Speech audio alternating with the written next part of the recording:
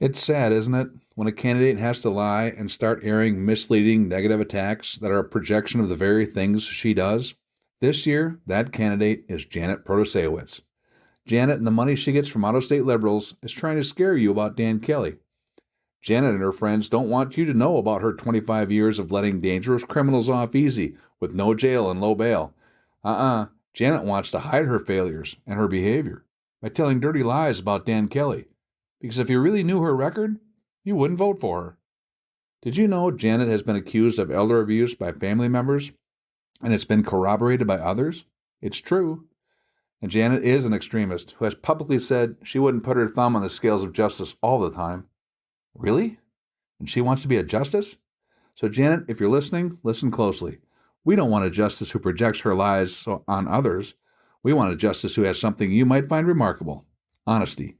Welcome to the Shirl and Shirley Show. Today's show is going to be a little bit different. It's going to be me, and I'm going to be talking about issues that are going on in the area that I live in. It's going to be a little bit of a different show today. I will be talking about the school board race here in Wisconsin Rapids. I will be talking about what's been going on in the school district. I will be talking about many issues that we have found, something that I want you all to know. All the information that I am going to share is true, and it's backed by what's called open records requests. For instance, I can send an open records request to the school district here where I live, and I can find out information that maybe the school district does not want to let all of the public know about. I'm a former school board member. I served 2 terms in Wisconsin, elected both times. I enjoyed what I did. At the time, my son was in the school. I think it's tougher when you have kids in the school district. I'm just going to say that openly. I do want you to know that all of this information is backed by information that was obtained through open records requests collected through Wisconsin Rapids Public Schools District. And this has been done over months. The reason that I completed open records request was I am a concerned citizen, and I'm concerned for my community, and I'm certainly concerned for the kids here. I'm going to start off with just one thing. You're going to maybe hear me shuffle some papers only because I have to. First, I wanted to start off with just a little bit of a quote from Vince Lombardi. The only place success comes before work is in the dictionary, and how true that is. I care about my community. I care about the kids. I care about where they're at right now and what's been happening here for a long time. I think blinders are on in this community. I think it's time we spoke out. And I'm certainly going to speak out pretty much anywhere I've ever been. It's been appreciated many times, and sometimes it's not. There was detailed information that Mr. Brorin, who happens to be the superintendent of schools here, sent out to his staff. And I'm just going to maybe read just a little bit of it. Many of you are no doubt aware of a relatively small yet active group of individuals who have made many attempts at undermining the district and the work we do with and for the kids. I've never claimed to be perfect, and I know our schools in our district are not perfect, but I do know for certain that what we do on a regular basis is simply to benefit kids to the greatest degree possible, as do the majority of the community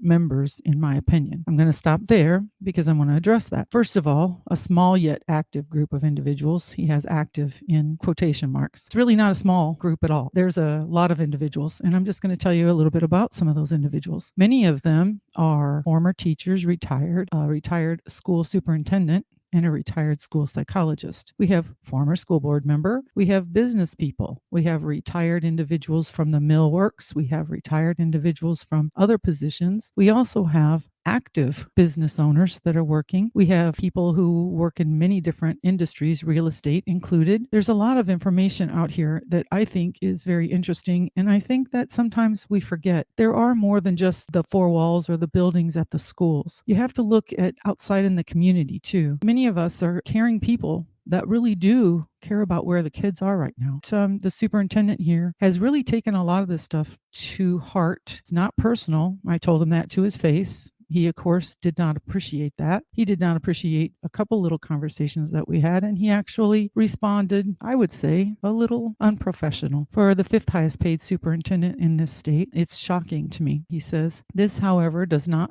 make dealing with this sort of thing any easier. We have had numerous requests for records over the past several months, which as a public entity, we are obligated to respond to as outlined in the state statute, which is true. And there's no reason why you shouldn't give that information out. It is also worth noting that by numerous, I mean more records requests in the past year than I have received in the previous 12 years that I served as superintendent combined. Well, yes, you're right. Probably. I actually did an open records request to find out who's doing open records requests here. And there were people from Nevada, Milwaukee, Illinois. There were people from this area. So there are many people doing open records requests. You can say that it's just a very small yet active group of individuals. That is not true. Anyone can do an open records request if they'd like. They just need to know how to do it, where to go to find the information, and how much information they need. There is information that I was trying to find out as an informed citizen and taxpayer, as it is my right. So he goes on to say, this information is then portrayed as facts in various narratives that utilize half-truths, flat-out falsehoods, and or conspiracy theories to disparage the district. I find that fascinating. None of this is half-truths. None of it is flat out falsehoods, nor is there any conspiracy theory to disparage anyone in the district. Sometimes I think when you think someone's attacking you, you maybe take things a little bit different. Told him to his face again, there is nothing personal about this at all. Doing this because I care about the kids in this district. That's it, flat out. Used to be 5,114 students that I cared about. Now it's 4,653 students. Amazing to me that you can be dropping in enrollment, declining enrollment, and you're not seeing that there's an issue. Even though you did a survey at the beginning of this school year in September of 2022 to find out why people were leaving the district in very large numbers, you found out there was a lot of reasons. Much of it is because of all the incidences going on. Kids do not feel safe in school. And when kids don't feel safe in school, parents don't feel safe for their kids in school. And I've heard this before. We have safe schools. That's not necessarily true, folks. I'm just going to tell you the truth. Here in Wisconsin Rapids, it's certainly not true. We did do open records requests to find out. Let's say, for instance, the year of 2021 and 2022. I beg to differ with the superintendent. This is true. This is factual. And it was done through open records requests. The middle school here, 3,946 issues. Incidents, they call them. Some of them are major, some of them are not, by 450 students. Now there's about 930 students in the middle school. The police, the city police, sometimes the county, responded the middle school 54 times in that year. That's 9 months, folks. 54 times. If I had a police officer come to my home 54 times, I would probably be in jail. I'm not saying these children need to be in jail. We need to find out what's going on. What is making the schools not safe? Why are the police having to respond? What's happening? The Lincoln High School, there were 4,400 incidences by 700 students. There's about 1,200 now, I think. There were about 1,400 students. The police responded at Lincoln High School 40 times during that time. These were records found by the incidents were done at the school district. And then I went ahead and did open records request at the city police department, and it was answered by the city attorney. Documented cases. They are not false. They are not conspiracy. They are not to disparage anything. What they are is to get information out so we can work as a community together and fix this. No one can fix this by themselves, the superintendent included, and I don't expect him to. What I expect him to do is to be truthful, honest, accept responsibility. The taxpayer money that pays his salary is a lot. Fifth highest paid superintendent in the state of Wisconsin. That shocks me. Our declining enrollment, our budget has gone up. Taxes have gone up. So I'm just letting you know the fact. And it is a political position as a superintendent of schools, and I'm aware of that. And actually, I understand his position, and I understand he feels like he's getting attacked. It's not personal. I've said this all along. He does say, my primary concern centers on what may be the longer term impact and or goal of this type of this sort of behavior, which seemingly accepts to undermine public education at the local level, which historically has been quite difficult to do. How long do you remember hearing the narrative that schools are failing? I recall hearing this narrative for the last 25 to 30 years, and it has probably been around much longer than that. Well, that's interesting to have a superintendent say that to the staff, because what I would answer for that, if you've thought this narrative has been going around for 25 to 30 years, then you should be fixing it. I know for a fact here in Wisconsin Rapids, test scores, they're alarming. They're declining. They've been declining. We received the forward exam information. We went back to 2015, 2016. I think the superintendent here was hired in 2017. Third grade level. In 2015-16,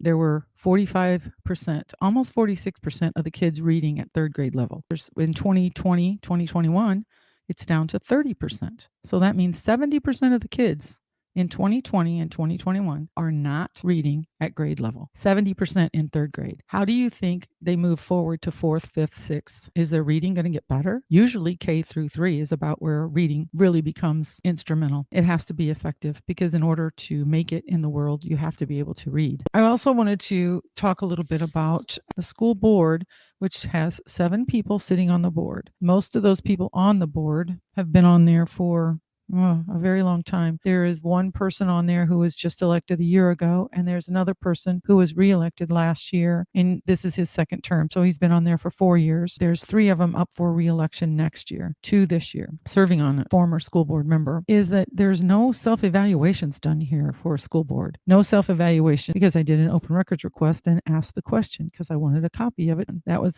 sent to me by the superintendent. As far as the superintendent evaluations, which I did get a copy of the evaluations, they're called a summary here. They're not an evaluation. I will say they do follow the policy, and I call it, and I know the superintendent does not like this, my reference to his summary that he gets put in his file is more like a love letter. We're going to go over a couple of them. The first one I received was December 14th of 2021. To evaluate their performance, the board gets together. And what the board does here is they talk to the board president. This is how it works here. We did an open records request asking for complete and frank discussion of all issues on written evaluation summary of Superintendent Brown, his most recent evaluation. Any notes or emails from the school board members that were documented that would have helped in creating the latest summary of the board's evaluation. Requesting the vote of all school board members in attendance for the completed evaluation signed by board president John Krings. Nothing like that response. There is none. The full board receives a copy of the final evaluation document developed by the board president, which captures the frank and open discussion held in closed session, and barring any concerns raised or suggested edits, which didn't occur, this is the document that is placed into my personnel file. With regard to the vote taken for the completed evaluation, no record exists, since the summarized narrative contained in final evaluation document is left to the board president to finalize. I find that very interesting as well. Normally, in a school board superintendent, anyone getting an evaluation, there's like a criteria, a rubric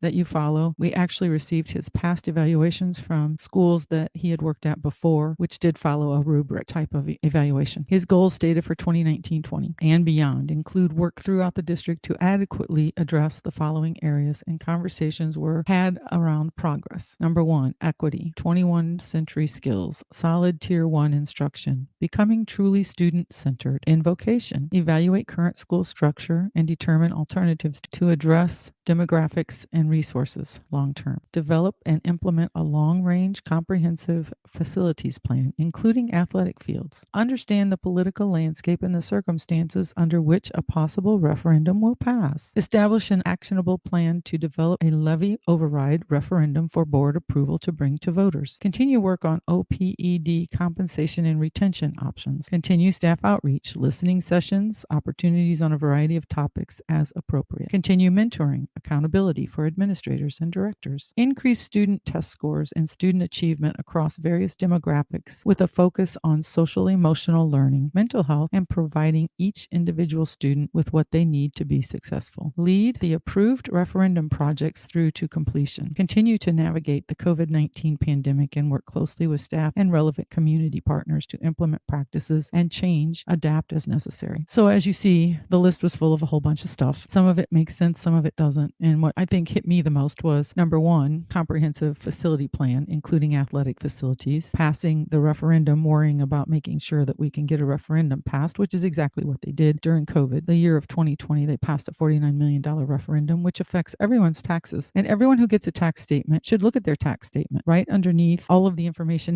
there has a little thing written there that says voter passed, and then it tells you how much you have to pay in your taxes till 2025, and then the next line says until 2040. It does raise your taxes. Even if you rent, if you lease, your landlord still has to pay taxes.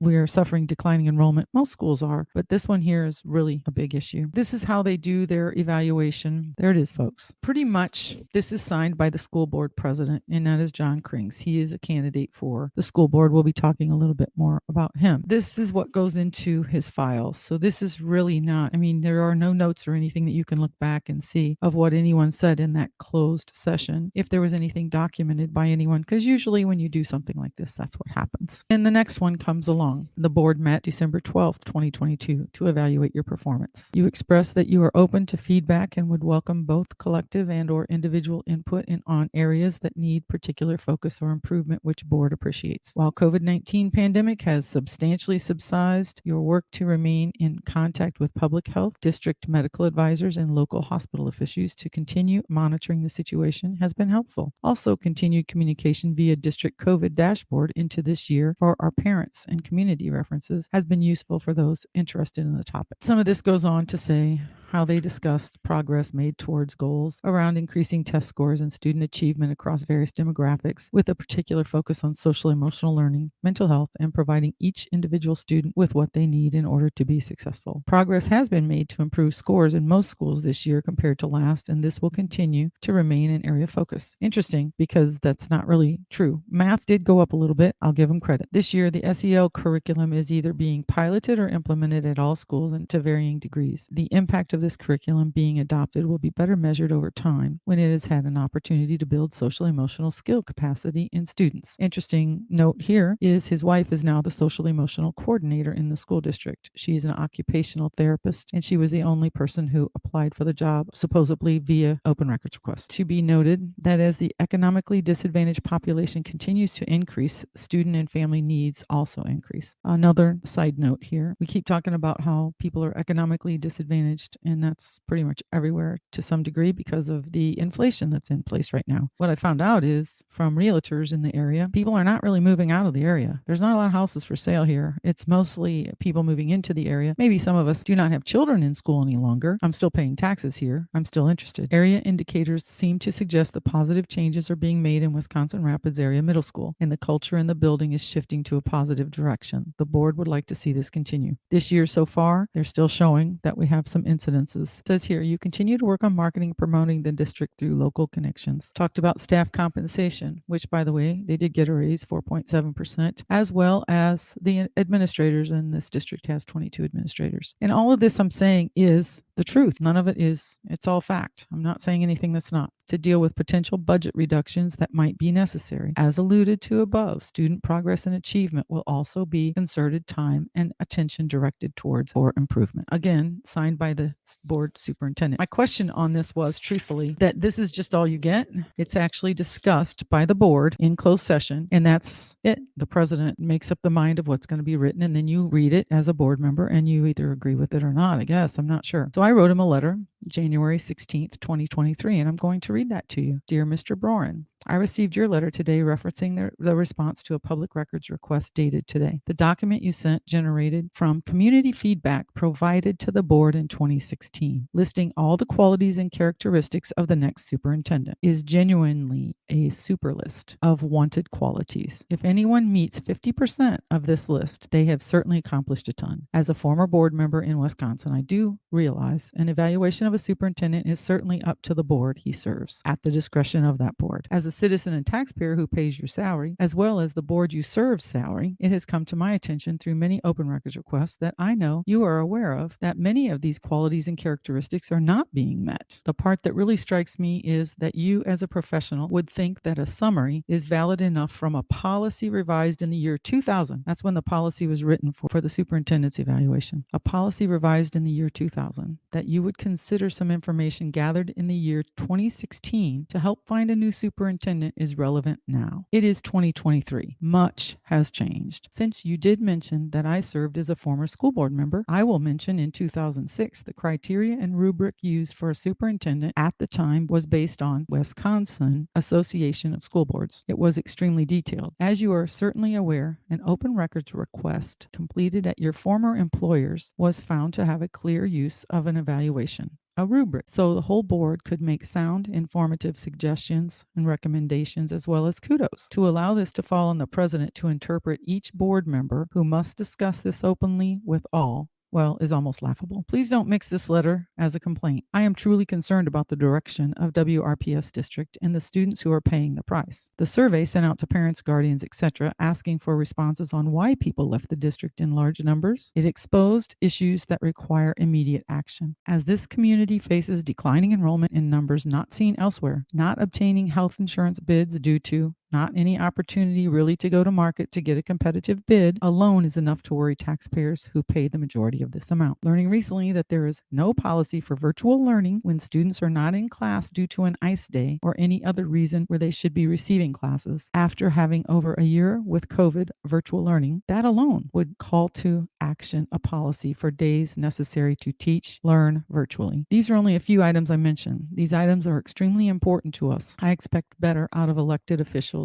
as well as highly paid administrators. I find that when I look at taking ownership in what I may not do well all the time, I can see clearly what I can accomplish and how to work together to get to the real issue, which is helping our students achieve. Frankly, right now, your summary falls short in steering towards that. Of course, this is my opinion. Again, folks, this is my opinion. I think what best describes it is the definition of insanity, doing the same thing over and over again and expecting different results. Einstein. Thank you for your time and consideration. Sincerely, citizen and taxpayer, Wisconsin Rapids, Wisconsin. That's kind of what I had to say about superintendent's evaluation system here. And the school board doesn't have one, so I don't really have anything to say about that at this time, except for they should have one. Do enrollment. Let's talk about that. We have declining enrollment here. The numbers that I have here in September of 2019 was 5,880 students, and in 2022 was 4,653 students. January 13th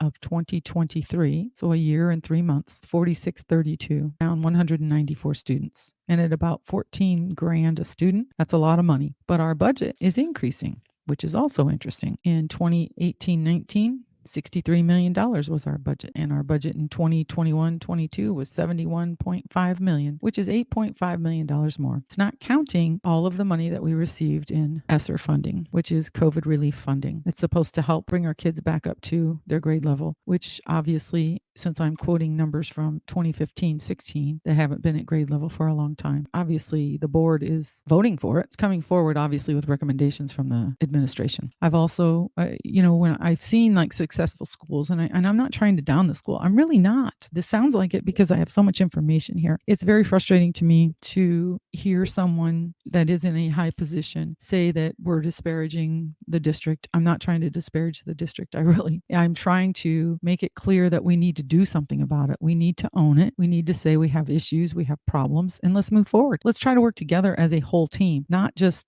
us against them kind of mentality. That is not true. I said all along when I met with this group, when I started meeting with this group, that I was in it for the 5,114 students. Well, now it's down to 4,623 students. So there's something going on here, and it needs to be worked on and fixed. There's no measurable goals. If you look at test scores, though, you can evaluate and you get into it deeper, because the forward exam, you can get a lot of information from the forward exam. And like I said, we've seen it progressively declining over years, not just 1 year, not just COVID, but for years. It's been going on for a long time. All I did was go back to 2015-16. So there are issues going on, and we need to face it. We need to accept it. We need to come out and just openly say it. Part of the problem here is there's no media. This is what started all of this. Is a friend of mine told me, well, if you want media, then you need to become the media. I have a blog and I have the podcast, and there is a Facebook page, Concerned Citizens of Rapids, and hopefully people will take the time to listen to that. I have looked into the policies. There was a question about virtual learning. I wanted to know because I had parents and grandparents. This is the other thing. People reach out. Once they find out that you're involved, they reach out to you. Parents and grandparents contacting me and saying, hey, look, my kids are out of school today, and all they're doing is nothing. They're not doing any learning. What they're doing is, if they're in, let's say, elementary school, maybe they're checking in on their laptop at 10 and 2 or on their iPad, and they might have brought a packet home. There are some schools that send packets home for kids. The sad part of that is that the parents then have to take care of making sure that the kids do the packets. It's not the teachers. No offense to that happening. There has to be something. The kids are falling behind. So we need to make sure that the teachers are working with the kids, even if it's sending home more reading, something. We've got to do something here. There is no policy in place. There's no district policy for sure, because I did a lot of digging on that, but there is no policy in place. There are expectations. Now,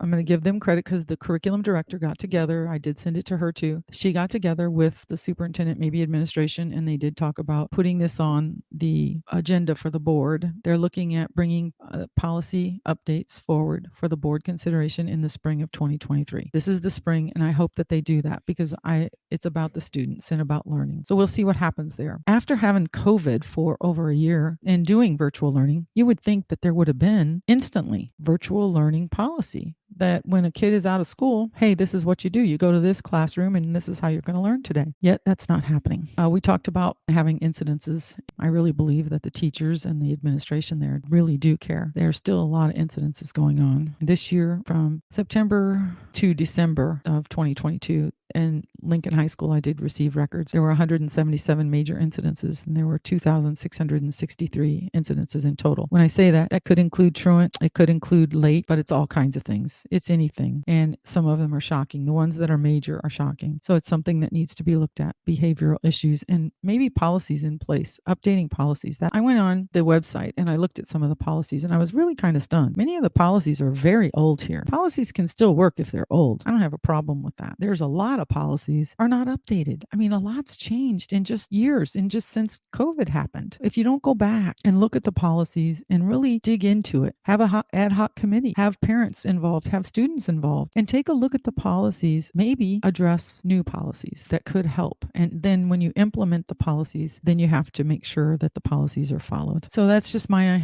thought on policies. So some of the things that I wanted to share with you were some of the responses from parents' survey on why they pulled their kids out of the schools here. And honestly, some of them really shocked me. I'm just going to read you a couple of things. Unhappy with WRPS schools. Rams is a hellhole. Here's another one. Unhappy with WRPS school. COVID policies, curriculum choices, constant questions of students about personal sexual identity orientation, inconsistent treatment of rules, particularly pertaining to furries, failure to adhere to disabled student IEP during COVID. Several different reasons led to our final decision, the transfer of our children out of WRPS District. Being increasingly more uncomfortable with societal movements toward normalizing open discussion in K-8th grade schools about sexual preferences, including in books, education, and adjustments to restroom policies, limiting, restricting students and parents and educators' ability, comfort, in discussing or mentoring our children's education was disrupted on a daily due to 1-3 students in her classroom each year with behavioral issues, specifically outbursts and aggression, which was often unsettling to the students and takes away from the teacher's ability to continue to teach. Concerns regarding the current rate of misconduct and bullying. Heard about behavior concerns at Rams and wanted to avoid that. 22 of them said Rams issues and reputation for bullying, fighting, aggression, drugs, negative, toxic school culture, climate. 13. Bullying is out of control and not taken seriously. Students do not feel safe and parents receive no help. Reputation of Rams is poor. COVID protocols, masking that made no sense. Let parents decide. Poor academics and performance at WRPS. Curriculum choices. Constant questions of students about sexual orientation. Inconsistent treatment of rules. Struggling kids do not get enough support from teachers. Parents not allowed to enter the school. Child safety concerns. Unqualified principals. Severe lack of communication between parents and school administrators, lack of communication cooperation from the schools, too many distractions, environment wasn't good for their 2 elementary children, masking children with speech concerns was extremely detrimental to the forward development. Out of touch school board, pretty shocking, very, very disturbing when you read some of these. When my daughter moved from Rapids to the current district she's in, she was so far behind in everything due to teaching. My 7th grader was at 5th grade academic level, going to 7th grade, and not one teacher reached out to us, parents, to tell us what we could do to help her to catch up. The response I got from the teachers was, she's a delightful kid with no behavior issues.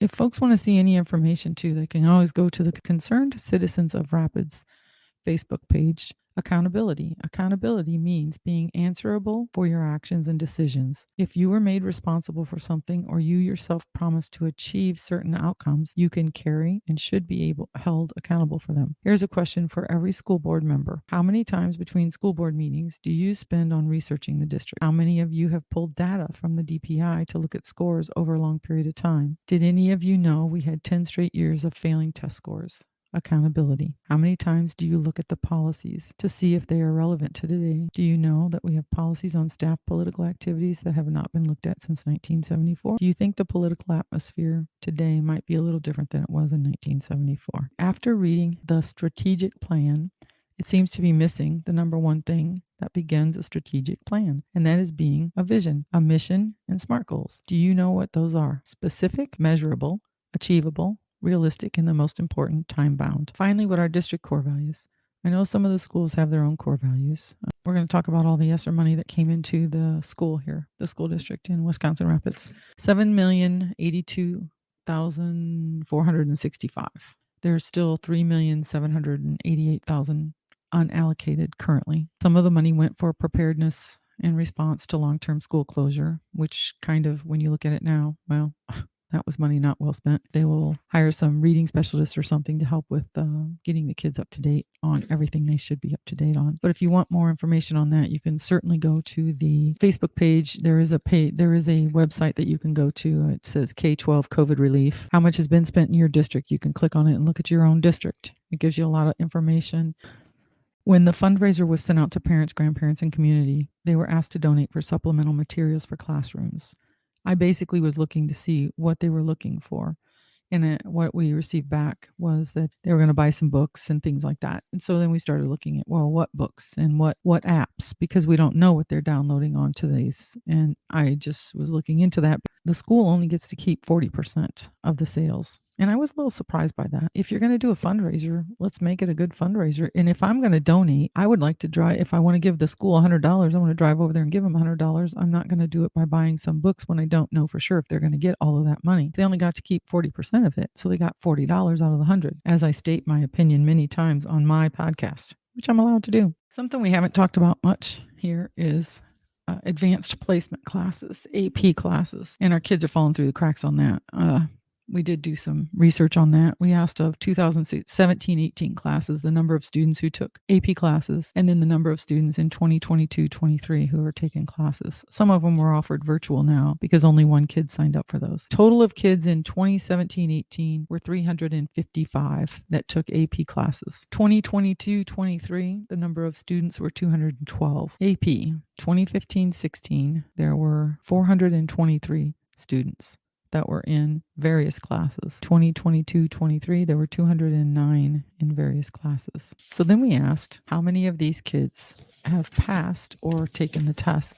You get credit for the course when you get a 3. Then on the AP, I see we're failing our kids in our district on AP classes too. And that's unfortunate because they do fall through the cracks and that becomes difficult. It does sound like I'm really trying to tear down the district. I'm not trying to tear down the district. What I want people to say, okay, we do have problems, we have issues, and we need to go forward and we need to fix those issues. That's what I'm looking for. A few things I'm going to bring up now are there is an election coming on April 4th. There are 2 candidates. I'm going to talk a little bit about the 4 candidates that are running. There are 2 candidates running that have been involved in the school for quite a while. And I think that that's part of what all this is about.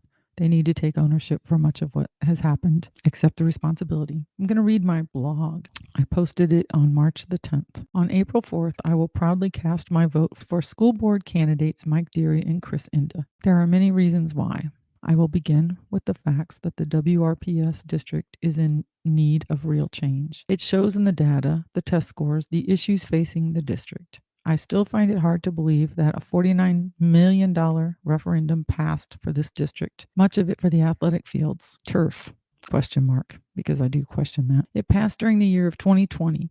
The kids were not even in school at the time. That is unbelievable. It has my tax bill up. I moved here June of 2020. I filled out the survey stating no referendum should even be brought before voters while children are not even in schools. They agree to disagree with me on the referendum. That's fine. I see no reason to build larger fields with fake grass thinking that that's going to bring big money to Rapids. It just makes no sense to me. With declining enrollment happening here in Rapids, we are headed for a cliff of financial burdens that is not like something seen here before. It will be shocking to the staff as they start getting laid off. Do you think administrators will be thinned out? Good question. At this time, there's 22 administrators in the district. Many of them are paid much higher than other areas. The sad fact is recently the school board voted to give all administrators a 4.7% increase. Our superintendent here is the 5th highest paid in the state. I want to make it clear I'm not against paying people a good or even great salary if they are accomplishing what the job entails, reaching for the goals and making every effort to keep students on track to what their potential can be. Here we are failing our kids.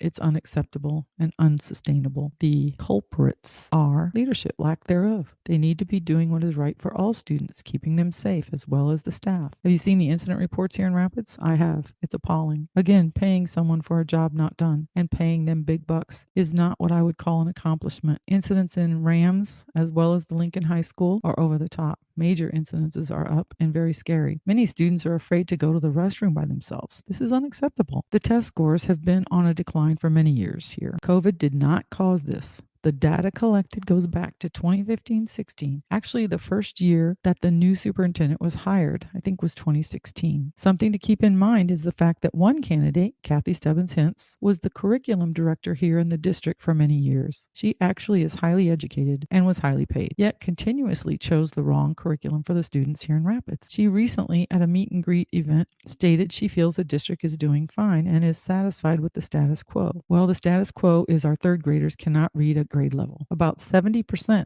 are not reading on the third grade level. That is status quo. Has been for many years. Back in 2015-16, it was at least 40% of the third graders. Back in 2015, it was at least 40% of the third graders were reading at grade level. So 60% were not. That has increased. Why? Leadership has failed and failed miserably. Kathy Stebbins-Hintz was part of that leadership. She bears the scar due to curriculum choices. She now wants to serve on the school board. Why?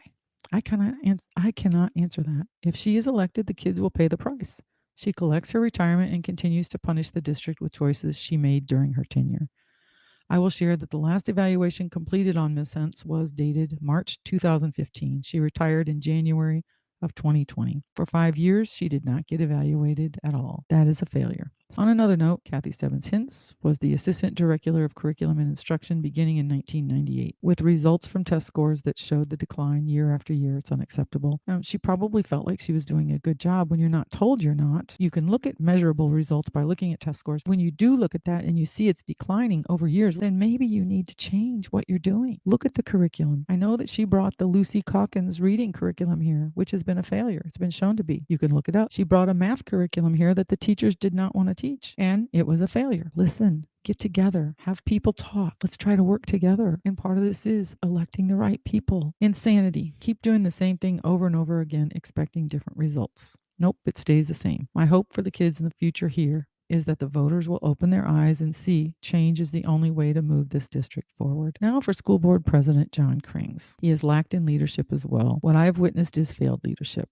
I watched him do his interview for the League of Women Voters. It's a video that was released recently. He read his answers. He has been the school board president here in Rapids for years. He actually sat with notes in his hands and read his answers like a robot. Failure. No mission or vision for this district. No SMART goals. The strategic plan they work from is from 2011. Do you know how much has changed since 2011? What they do is they cross out what they have obtained, the goals they've met. There is way too much to even put on here. Have you looked at the policies in the district? Really, gone into the WRPS.org website and looked at the school board policies? If you have not, you should. Failure. Most of the policies posted are old. Should a policy be renewed, updated, revised, or left alone? Well, it depends. If they are old like 1974, then yes, they should be screened to make sure they are viable. The world has changed a whole lot in the last 4 years. So over the last 49 years, there have been major changes. Failure in evaluation for the superintendent. This is completed by John Krings, the president of the board. Failure to this district. Seems WRPS District School Board feels that Krings alone can sit down with the school board and listen to their words and interpret what they say, put it into a letter form as a summary, and present it to the superintendent, who in turn gets a love letter put in his file. I call it a love letter. My opinion on my blog. Failure. A correct form of evaluation is completed in most school districts with a rubric, criteria that the school board can complete, share together to come up with a real evaluation that is fair and complete. But when I was in the working world, my evaluations were not love letters. They were fair criticism as well as support for what I had completed during my job. I recently had the opportunity to go over questions that were sent to candidates running for school board and ran across the answers sent in by Mr. Krings. These questions were sent by the WREA the teachers union. Quick note here, Miss Hent's answers were 5 pages long, and the other candidates were max 2. One of them went a couple sentences over 2 pages. Mr. Krings addressed the fact that politics should never come into play in regards to public school education. Yet, I have witnessed him play politics better than most. Just by mentioning the fact that he is past president of the United Steelworkers Union, mentoring and blaming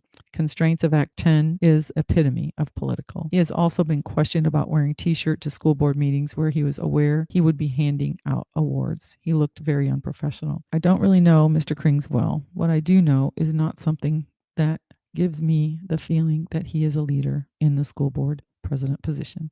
Failure. Mr. Krings was appointed to the school board position in 2007. One of the answers to his question back in 2017 when he ran question was, what do you want to accomplish if elected? To continue helping all staff and students in any way that I can be successful while still being a good steward of spending tax dollars. Well, if that was the case, Mr. Krings, I think you failed there too, because we passed a big referendum which made everyone's taxes go up. And everyone has the right to choose who they want to vote for and make the right decision. You'll look into every single candidate. That's what I've done. I've looked at the school. I've looked into all the information that I possibly can. Hopefully some new members on there that will fight for what needs to be fought for. You're choosing the right candidate for the children. The facts are that this school district is on a downward spiral, declining enrollment at larger numbers than any district around us, declining test scores over many years, increase in behavioral problems, a school board that has been around for 16 to 20 years plus. In my eyes, I see a rubber stamp. That's not good. I served on a school board in Wisconsin. Were there issues? Yes. Everywhere there are. But you have to accept the responsibility if you're failing. And as an elected official, you have to take responsibility because you will fail the students. You'll fail the district. You'll fail the taxpayers. You'll fail everyone. And here it's out of control and it needs to change. We need a vision, a mission statement that is obtainable, smart goals that are reachable. We need to move this district in a different direction. Please pay attention. My thoughts are, we have no media here. I have become a civilian journalist. Never planned to do that. To bring these items to the forefront, to let you know what has been going on here. I am looking for accountability. I'm looking for the superintendent and the school board members to stand up to the community and say, we have a lot of issues to deal with here.